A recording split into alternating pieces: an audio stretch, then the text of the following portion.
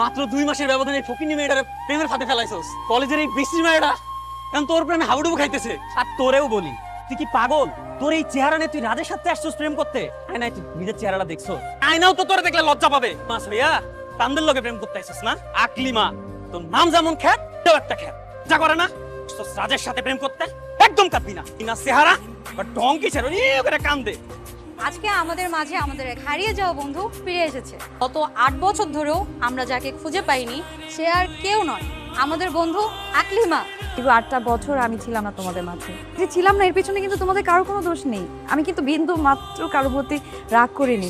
জানি তোমরা আমাকে কেমন জানো, আর কার জন্য আমি হারিয়ে গিয়েছিলাম সেটাও হয়তো তোমরা জানো। দোস্ত, তুই মনে এত কষ্ট নিয়ে চলে গেছিস, আর একটা দিন যদি তুই থাকতি তাহলে তুই কখনোই চলে যেতি না। কেন? রাজ তোকে সত্যি সত্যি অনেক ভালোবাসতো। মানে তারপর পরে কই?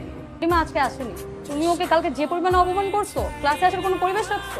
আমি যা করছি তা আমি করি নাই, আমার বন্ধু বান্ধব করছে। তোমরা না আমাকে শুধু শুধু ভুল বুঝতেছো। আমাদেরকে আর বুঝাইতে হবে না, আমরা সব বুঝতে পারছি। বুঝতে পারছি বললে তো হবে না, মানে আমার কথাটা তো শোনো, ওরা একটু জানাও আমার কথাটা। আমি ওরা খুঁজতেছি, আমি সরি বলার সুযোগটা তো দিবা। ডাস্টবিনের মাল ডাস্টবিনে গেছে, এত চিন্তা করে লাভ কি? তাই বলে তুই একটা বস্তির মায়ের জন্য আমার গায়ে হাত তুলবি? ভাই এটা এটা আকিমাদের বাসা না? রতনা চলে গেছে। মানে কই চলে গেছে? সে তো জানি না।